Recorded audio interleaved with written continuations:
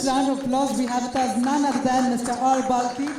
Thank you so much for joining us this evening, and if I could please invite you on stage, and if I could also please invite Mr. Terence D'Souza, Chief Creative Officer, Hotstuff Medialabs. Let's have a huge round of applause one more time to invite both of them on stage, because it's time to find out more about making ads that are marked in history. The big question, did you see that ad? If that's a question, let's find out more about it.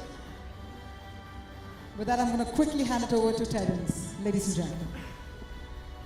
Thank you. Yeah, so I think a week ago when I got a call from ET Edge and they told me that you have to interview Mr. R. Balki. At first I was a bit petrified. For the very reason is, I think one time this man went for an interview at his film school and he didn't like the way they interviewed him, so he just walked out of the interview. That's something that happened, I read online, you know, and so I was like, okay, so we need to really make this interview really cool, and I've asked ETH to get two bouncers over there, just in case you just plan to leave this interview midway.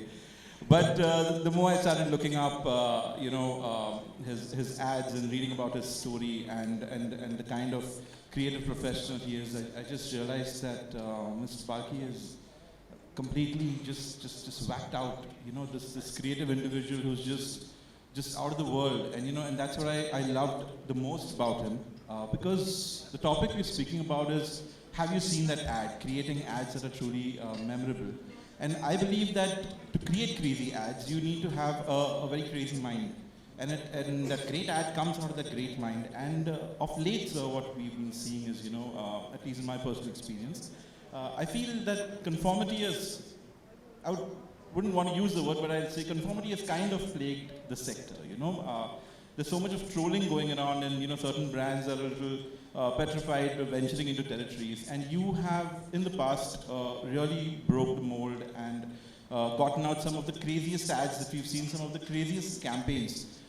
How did you instill that confidence in the brand heads and the clients that you dealt with? First, thank you. Thank you very much for listening to this. Thank you guys for being here.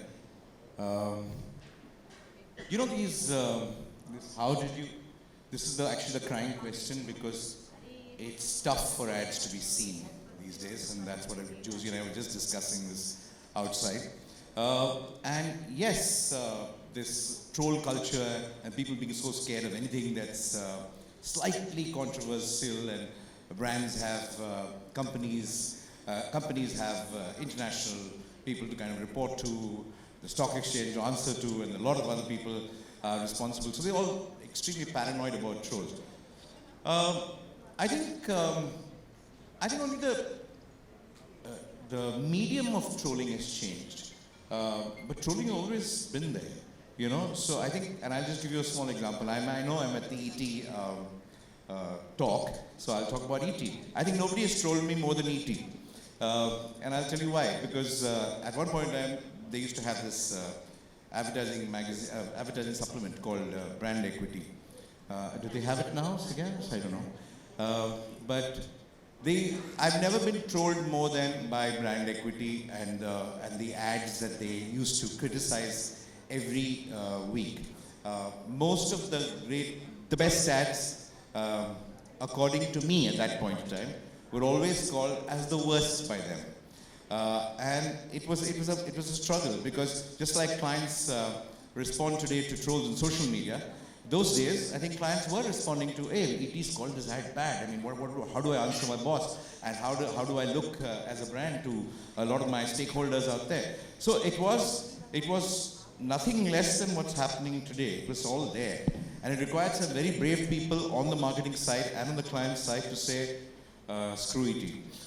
But it actually doesn't have anything to do with ET, because I think it was being run by some professionals who thought they knew advertising, and they were within their right to kind of criticize whatever they felt was the best ad or the worst ad of the week.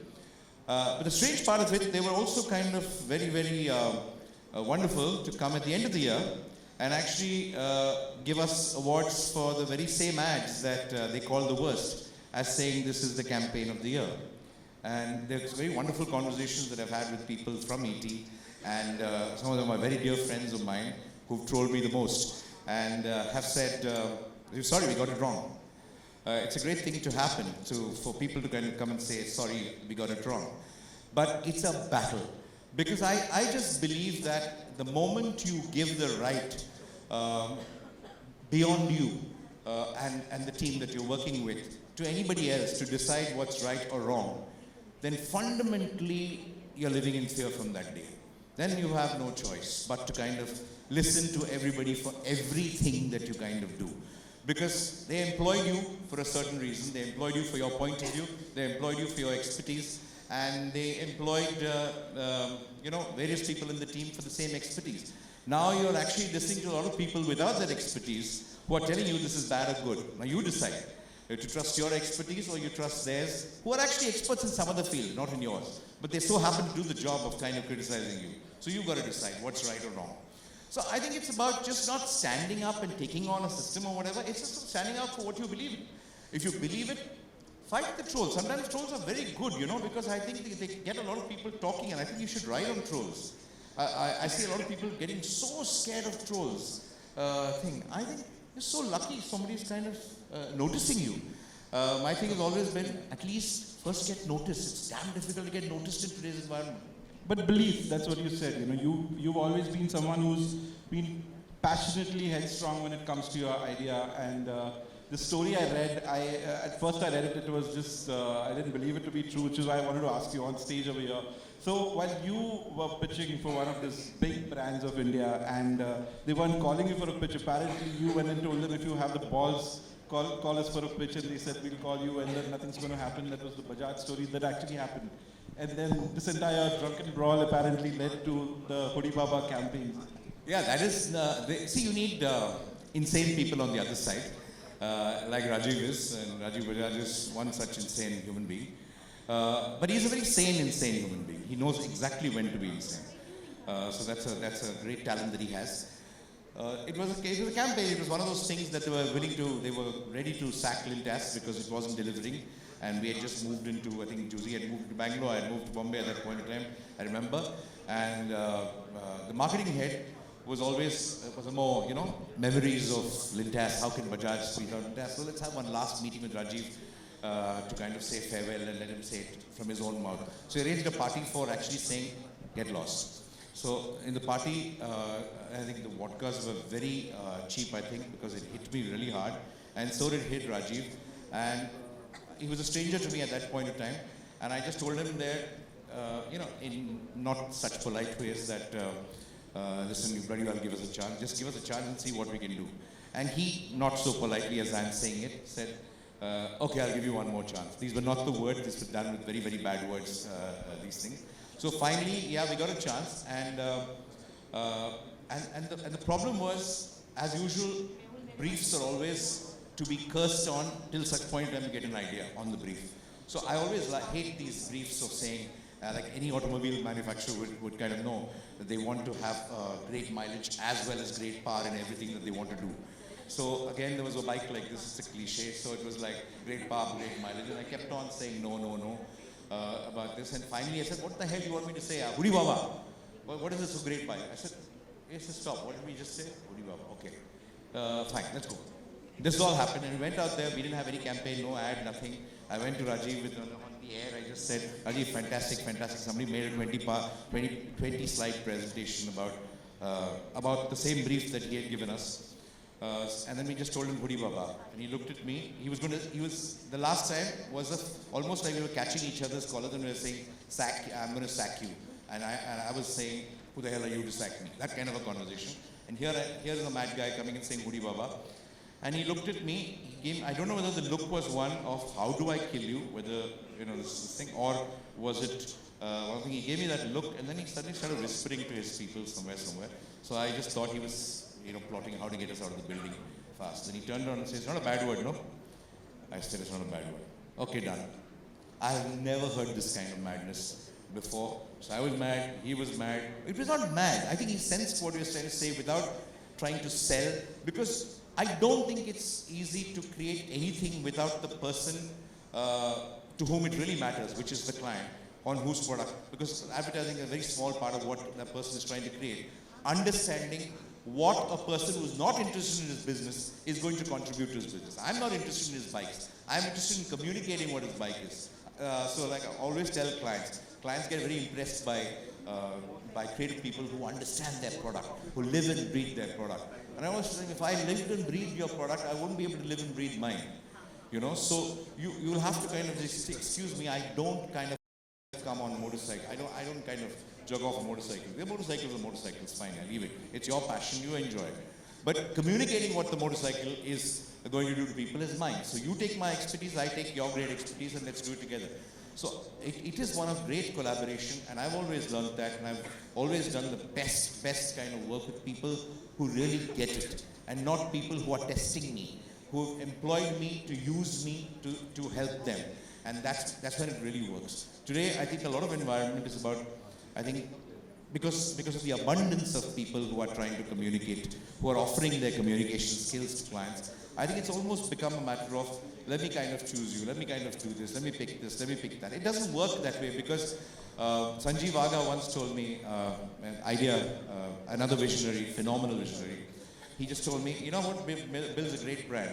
Two people working on it from either side for a long enough period of time. And I think it's the simplest definition of great brand building. I've never heard better than that. Coming to that, you know, what you said in that era, you actually created these amazing stories, and all of them we remember over the years. While we are talking about, you know, have you seen that ad? One way of looking at it in today's time, as we were discussing outside, so seeing something would be more or less a direct factor of, you know, how much you spend and the views you get. And well, we have been spending a lot. The Indian ad industry last year clocked somewhere like $11.1 billion in ad spends. And all of this money being pumped in when, you know, according to data again, just that the average attention span of any consumer is like 8 seconds. Now, you have always been a filmmaker, storyteller at heart, and some amazing movies, amazing campaigns, like the Surf Excel, Dagache, and even the Help Raise a Child till 5, one of the best campaigns I have seen. How do you see that format changing in times like this when you know, Google is advocating micro content, do something in the now? How do you see that storytelling change in this format? See, I don't think it's about changing formats of storytelling. It's about changing formats of how to reach people. See, because I think today, like we were just discussing again, there was a time when people, I'm talking both for the entertainment business as well as the brand business. In fact, I think people used to look forward to ads. Ads were not kind of shunned upon like as they are today. They were not kind of skipping every ad. Before they couldn't skip it, it'd take a little long time. Our channels, technology hadn't kind of developed, but a lot of people did like watching a lot of ads. But, you know, there was a time when we had a set of tools when people were looking forward to us. And I'm talking movies more than ads, and both together. People were looking forward to a movie coming. People were kind of waiting what's coming. They were talking about movies. And today we are at a time when we are looking forward to people coming. So, but we can't employ the same tools. And we are. The problem is that. And we are panicking because we really don't know who's seeing what. How do we kind of sift through this abundance of entertainment that people have in their lives? Abundance of entertainment, I just don't mean the OTT channels, and I don't mean just films or content, but everything is entertainment. Everything is entertainment for people. How do you cut through that entertainment with a brand message? Can you imagine, like, again, we were just talking, I think most of the talk we did before, we're actually fast-forwarding trailers today. You know, trailers of films, which was supposed to be a short form of a film. People are fast-forwarding trailers. And how do you expect a brand message to go in through that? And we are, you know, having new parameters for judging advertising. You know, I've seen, I said, how do you expect this ad to work when nobody has seen it? But we have various parameters. We've said this has shifted this index here. This has shifted this index there. I mean, what is shifting indexes? I suppose when you spend some money, you want some returns, right? You want more people to buy you. You want something to kind of shift very tangibly out there. Not in some terms of numbers. I think because of the confusion that we have in reaching people, in getting people to see what we kind of create, I don't think the problem is with what we create. It's about getting people to see what we create. So I don't know whether we have to be really mad and kind of stand out there and do something really extraordinary. But I think the definition of creativity today is just not cracking an idea for a brand. It's also about making sure how do you get people to see what you've created. And I think that is, to me, the predominant crying need of the industry. So when you said entertainment, a very key point over there, and you were the pioneers in this thing. What for most of us, we have been privy to production era, marketing era, sales era, and now we come to the entire spiritual era, and then the advent of social advertising. And you've been very bold in actually using the medium to kind of make a statement, make a change. I think one of the best examples was the Tata Tea Jago Re campaign. And the cast was just fantastic, that entire film. So at that point, it was quite bold creating that kind of content. And then you have time and again said that you always appreciated how the ad industry has stood up to things. And it's one of your statements was like, the ad industry is saying don't destroy society, take a stand. Now you've always continued that, and you've always had a social message. You get into a lot of trouble for things like this. I mean, no, I don't think I've got into a lot of trouble except once in my life on Fair and Lovely, but I've never got into any trouble. And Fair and Lovely, I'm actually very proud of working on the brand. A lot of people don't like saying that they worked in Fair and Lovely. I have worked in Fair and Lovely. I've worked for very many years in Fair and Lovely. And I remember this one particular ad, when we actually did an ad which was actually tackling this prejudice against women. And parents wished they had a son in those days. And Kash mera beta hota, and the daughter proves to be much better than the son by doing whatever. So this was an ad, which is one of the most successful ads of Fair and Lovely. But after 1 year, a lot of NGOs raised hell, saying that you're actually prejudicing people, and say, no, we are addressing the prejudice. How are you prejudicing people? So why do you have to show that? I mean, how do you address the prejudice without showing it? So I didn't get it. But they were discussing, it was discussed in Parliament and all this stuff, and the ad was pulled off after 1 year. So this was, I remember, We the People or something, Barka was there, and a lot of people were discussing this, and I represented Unilever on behalf, I was there on behalf of Unilever in that talk, and I was sitting in the lobby, and I was waiting for all the women. There were a lot of NGOs. NGO heads, and there was Barka. All of them were going into one room and coming out. I was sitting in the lobby on the sofa, watching all this stuff. I delayed by 10-15 minutes, and I was just wondering, and I understood what they were doing. They all came onto the set. It was a huge set, and they started, bashing me up. And I had nothing to say, because I am just doing an ad, and here were talks of, racism and color of the skin, Of course I know, I believe in all the right things in the world, but I just did an ad which I thought was a nice ad, a good ad, which did something for people. But because of the heritage of Fair and Lovely, because of fairness, the word, there was a lot of chaos. So I looked at all these people, and all of them were very different from the time I met them in that thing. So I said, listen, you guys have come into this damn thing. I'm the only guy without makeup in this entire set. All you people have gone into that room, put lots of makeup, and come here and to face the camera. Okay, and you're questioning me about Fair and Lovely, and a woman who's sitting out there who can't afford makeup can't have the right to kind of look good when she wants to. What sense does this make? Why don't you guys have the guts to come here without any makeup and kind of do this stuff? All of them fully makeup, and they just stopped for a few seconds. That's all they could stop. Barka laughed, lightened the mood, because they did understand what I was really trying to say. But of course, they went to bash me up. But the thing is, sometimes you're going to get bashed up. But if your intentions are clear, then you find another way to kind of, you don't keep fighting the same battle. Okay, you're bashing me up, fine, I'm fine. Now I'll fight it another way. So you move on to the next way. But you've got to keep changing, there's no other way. Yeah, no, I don't think, any apology for Fair and Lovely, a beautiful ad. But I am going to drag an apology out of you for a campaign your team did, and that was Get Idea. The only reason was we had to, all through my college, I'll tell you, I think for 4 years we had to endure that massive PJ of Get Idea for everything you said back then. I have no idea why there is no power today. Get Idea, you didn't crack an exam, I have no idea why I failed. People would be like, hello, Get Idea. I'm like sitting on a date, this girl breaks up, and I'm like, I have no idea what I did wrong. Hello, Get Idea. So we were constantly bombarded with Get Idea because of that entire campaign. But while I was coming over an interview, and I told my mom that I'm going to be speaking to Mr. Balki, and she was like, oh my God, he's such a creative professional. God bless that man and everything. And then at Hotstuff, we told our team, freshers, all of them, that I'll be speaking to you, and one of them was like, dude, that's rad. I have no idea what that means. But you have a connect with the Mars and you have the connect with the dudes and the bros. It's a whole the whole age gap that you've bridged.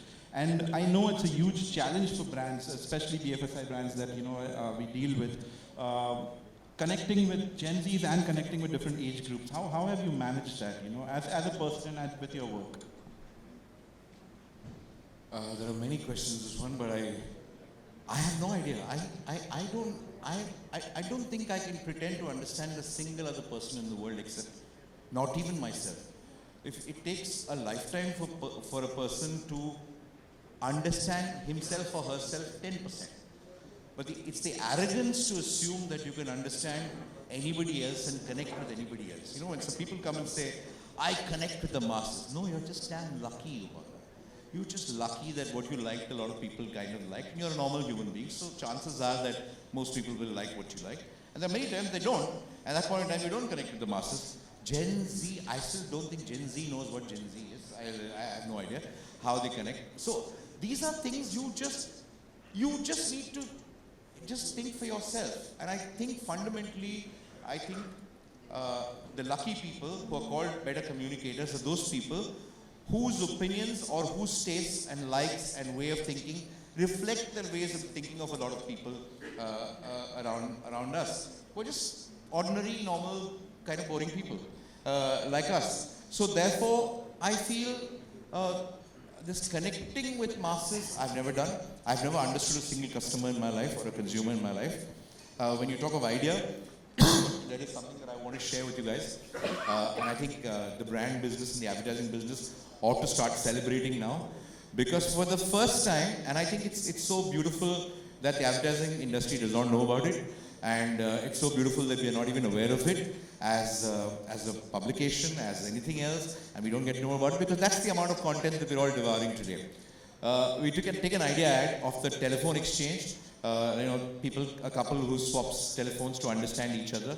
A son just swaps the mother's and father's telephone, and how they kind of understand each other's life because they got the wrong phones, and the kind of calls they're getting is different. They've turned it into a super hit Telugu film called Love Today, which is playing on Netflix right now. You guys must see it. And it's exactly the same idea. Nobody has written about it. It's a famous ad. And that's the amount of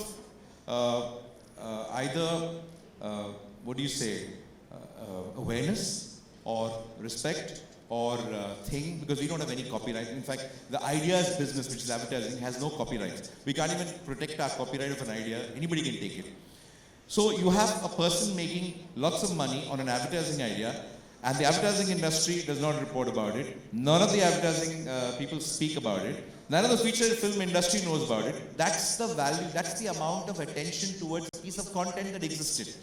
So what I'm trying to say is, I'm not saying somebody has to stop them or whatever. What I'm trying to say is, there's that little interest in interesting content today to even have kind of topics like this which are going on, and a couple of new films which are coming up, which are again based on huge advertising ideas. So I really hope that some clients actually who own those ideas get up, because clients own all the ideas. Advertising agencies don't own ideas for that stuff, and I hope they kind of get up and sue a film. It'd be great for the brand business, to kind of say, how dare you take my idea? So that's a great way to invigorate the brand business again. Yeah, plagiarism was worked with Kantara, might work for this also. Just a last point I want to get across, since we're already out of time, and speaking of the new era of things, there are a couple of, this is a kind of a topic that's divided audiences, and it's about inclusion. Now the West has an inclusion writer, and there is a massive community over here that needs representation on every front. More or less, they're not being represented properly in most of the media, a lot of stereotypes that we get to see. Since advertising has always been at the forefront of this, do you feel it's an onus of brands and advertisers to further that movement of inclusion? See, I think advertising, one of the biggest responsibilities for advertising is to kind of lead culture, not follow it. I think advertising is supposed to set cultural trends. In a time where people are, catching on to new things, it's a great opportunity for advertising to start setting trends. Right now, I think we are kind of playing catch up. We're trying to play catch up. It's not, the business will never succeed if you catch up. The business will only succeed if you lead. If you do something the consumer is not and the consumer wants to become, that's when you have advertising. You're never going to succeed when you say, I understand the consumer very well and this is how he or she thinks today and let me give him exactly what he does so in real life. That is, I think, passé, that's gone, that's over, and I think it's always been over, and I think the greatest brands have succeeded by leading consumers. By leading, I don't mean, it could be simple thing, it could be adding a word to their lives, it could be adding a lifestyle to their ways, it could be adding some thought to their heads, it could be some way to look at a relationship very differently from what the world is looking at. But advertising is supposed to set trends, and trends are not just about fashion, trends are about life, trends are about everything in life. I think the problem with the entertainment industry and advertising, besides reaching people, is about the inability to set trends. I think the day we start doing it again, I think we'll have a booming business all over. Yeah, I mean, since all the brand heads are here, just a proven statistic of, if you know about the gender equality measure, it has been proven, you can read this up, there's more about 42% higher buying intent among female customers, 2 to 5x ROI. These are kind of things you could consider in campaigns that you run, especially when it comes to representation. Well, to just round off this session, as I spoke to you earlier, we're going to just have a quick rapid fire with you. Okay, you just get 3 seconds to answer these questions. You have time? Yeah, just a minute. It wouldn't take more than that. There's no hamper I have to give you, but we get a fully sponsored trip to the bar, you and me, if you answer right. So, okay, so here it goes. Okay, what do you enjoy more, ads or films? Watching them. Okay, just top of the mind, a best ad that wasn't made by you. Best ad that wasn't made? Oh, lots. Josie's done some phenomenal Gillette campaigns. And Josie's done some great Sampro campaigns. Does some lovely work in Lintas. But a lot of ads. I mean, Piyush done some great work. Which is the ads that haven't done? Quite a few ads, that haven't been done by you. What does the R stand for in our Balki? Rajagopalan, my dad's name. Bollywood or South Indian cinema? End the debate right now. Bollywood, it's the same right now? Indian cinema, yes. Okay, who has been your greatest mentor? My greatest? Mentor. My greatest mentors are the people I've worked with, people I've learned from, all my colleagues. I don't think it's an environment that many people will be lucky to have.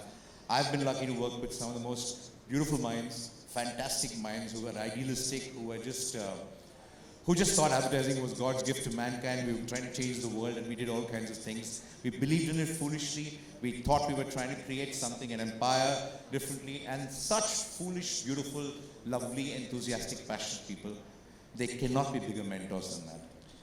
One small quality that makes any ad film memorable. One small? One small quality that makes any ad film memorable. I'll tell you, the first ad I liked before I came to advertising was Kitu Gidwani's at Balu Mein Bahar, Resham. I love the hair just flying on the face to that. I think whenever hair flies on the face, I love it. So I think it's great quality. Okay, this is. I just need a personal opinion from you. Pineapple toppings on pizza is a cuisine. What? Pineapple toppings on a pizza. It's disgusting. A cuisine. Okay, fine. I'm gonna use this recording. I need to prove this point to a lot of people. Wildest thing we can expect at a party hosted by our Balki. I can't be rapid. Wildest thing that you can expect is